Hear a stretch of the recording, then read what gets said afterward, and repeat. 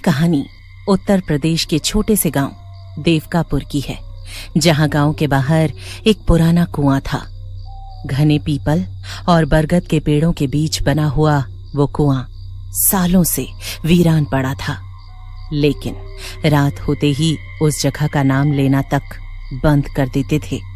गांव वालों का कहना था, हर रात एक औरत उस कुएं पर आती है, सफेद साड़ी, खुले लंबे बाल, और जो भी आदमी उसे देख ले वो कुछ दिनों के अंदर मर जाता है। लोग उसे कुएं वाली चुड़ैल कहते थे। अक्सर रात होने पर उस कुएं से किसी के रोने की आवाजें आया करती थी। सब कुछ सही चल रहा था। फिर एक दिन राघव नाम का आदमी उस गांव में आता है। राघव पेशे से एक पत्रकार था। उसका मानना था कि हर भूतिया कहानी के पीछे कोई न कोई सच्चाई जरूर छिपी होती है। रात के करीब 9 बज रहे थे। पूरे गांव में सन्नाटा छाया हुआ था। चारों तरफ अंधेरा फैला हुआ था। गांव के बीच में उसे एक छोटी सी चाय की दुकान दिखाई दी और दुकान की ओर चला जाता है। काका, एक चाय मिल जाएगी? मिल जाएगी साहब, लेकिन इतनी रात में इस गांव में कम ही लोग आते हैं। आप किसी काम से आए हो क्या? हाँ, मैं पत्रकार हूँ। सुना है यहाँ एक पुराने कुएं की कहानी बहुत मशहूर है, उसी के बारे में जानने आया हूँ। साहब, रात में उस कुएं का नाम मत लिया करो। गांव वाले भी अंधेरा होने के बाद उसके बारे में बात नहीं करते। लेकिन क्यों? क्या आपने खुद कुछ देखा है वहाँ? देखा नहीं होता तो शायद मैं भी आपकी तरह हंस रहा होता, लेकिन मैंने अपनी आंखों से वो चीज देखी है जिसे देखकर आदमी का खून जम जाए। क्या देखा आपने? 3 साल पहले मेरा छोटा भाई मोहन रात में उस कुएं के पास गया था। वो भी आपकी तरह कहता था कि भूत प्रेत कुछ नहीं होते। उस रात वो शराब पीकर अपने दोस्तों के साथ वहां गया था। सुबह जब लोग उसे ढूंढने पहुंचे तो उसकी लाश कुएं के पास पड़ी थी। उसकी आंखें पूरी खुली हुई थी। चेहरा डर से ऐसे जमा हुआ था जैसे मरने से पहले उसने कोई बहुत भयानक चीज देख ली हो। और आपको लगा कि उसे किसी चुड़ैल ने मारा? लगा नहीं साहब, मरने से पहले उसने खुद बताया था। जब हम उसे अस्पताल ले जा रहे थे वो आधा जिंदा था। वो बार बार एक ही बात बोल रहा था, वो पानी से बाहर आ रही है। उसकी आंखें पूरी काली हैं। फिर अचानक उसकी गर्दन अपने आप उल्टी तरफ घूम गई और वहीं उसकी मौत हो गई। उस चुड़ैल की कहानी क्या है? बहुत साल पहले उस कुएं में एक औरत ने कूदकर जान दे दी थी। उसका नाम पारो था। वो गांव के जमींदार के खेतों में काम करती थी। बहुत खूबसूरत थी, लेकिन गरीब। जमींदार उसे अपनी हवेली में रखना चाहता था, लेकिन पारो किसी और आदमी से प्यार करती थी। जब जमींदार को यह बात पता चली तो उसने उस आदमी को मरवा दिया। उसके बाद पारो पागल जैसी हो गई थी।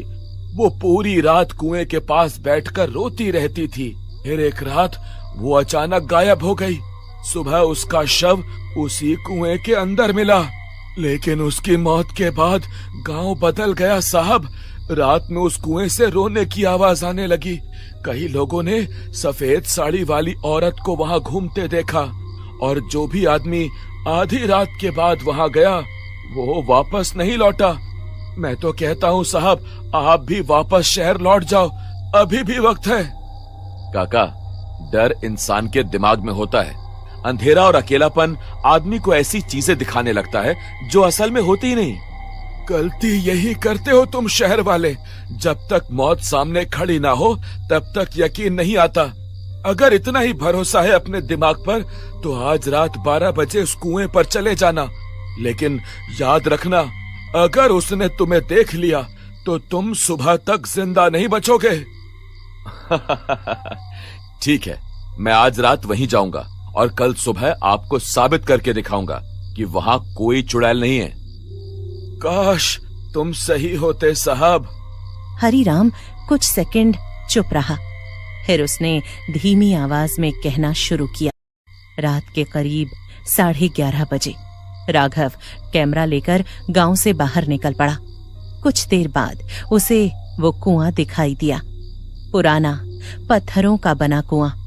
तभी अचानक घुंघरुओं की आवाज सुनाई दी। फिर राघव ध्यान से उस आवाज को सुनने लगा। आवाज धीरे धीरे पास आ रही थी। राघव खुद को संभालने की कोशिश करने लगा। तभी उसे पीछे से आवाज आई, तुम मुझे देखने आए हो? राघव तेजी से पलटा। उसके सामने एक औरत खड़ी थी, सफेद साड़ी।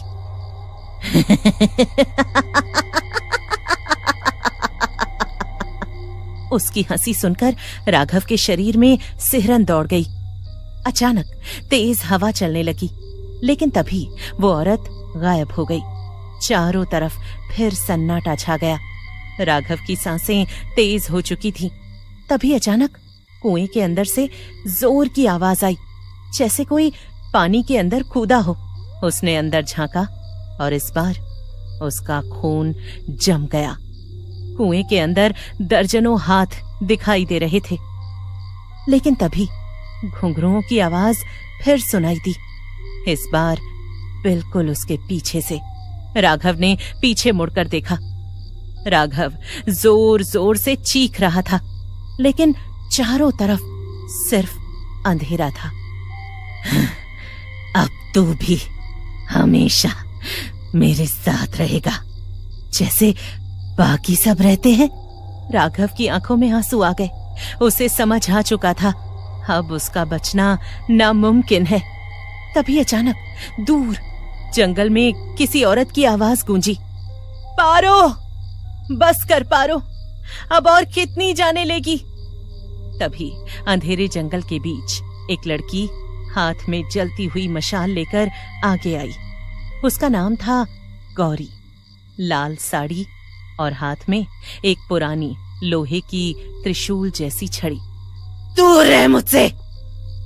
आज नहीं पारो, आज मैं तुझे किसी और की जान नहीं लेने दूंगी। तू मुझे नहीं रोक सकती। इस गांव ने मुझे मारा था, अब मैं इस गांव को कभी चैन से नहीं रहने दूंगी। गलती गांव वालों की थी, लेकिन तू जिन लोगों को मार रही है उनका क्या कसूर है? तू दर्द में मरी थी पारो, लेकिन अब तू खुद दर्द बन चुकी है। मेरी दादी पारो की छोटी बहन थी। मरने से पहले उन्होंने मुझे सब सच बताया था। पारो चुड़ैल नहीं थी, उसे इस गांव के लोगों ने बनाया। लेकिन अगर आज इसे नहीं रोका गया तो ये कभी खत्म नहीं होगी। राघव, कुएं के पास रखी राख उठाओ। वहां एक पुरानी पीतल की डिब्बी रखी थी।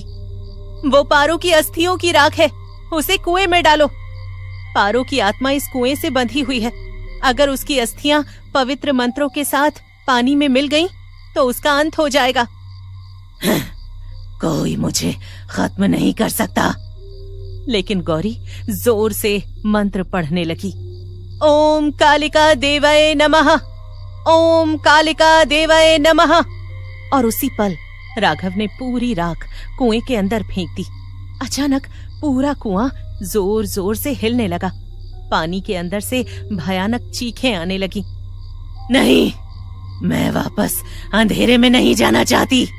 तुझे अब शांति मिल जाएगी पारो। अगले ही पल उसका शरीर राख में बदलने लगा। धीरे धीरे उसका पूरा शरीर हवा में उड़ गया। कुछ सेकंड बाद पूरा जंगल शांत हो गया। हवा रुक चुकी थी, घुंघरुओं की आवाज बंद हो चुकी थी।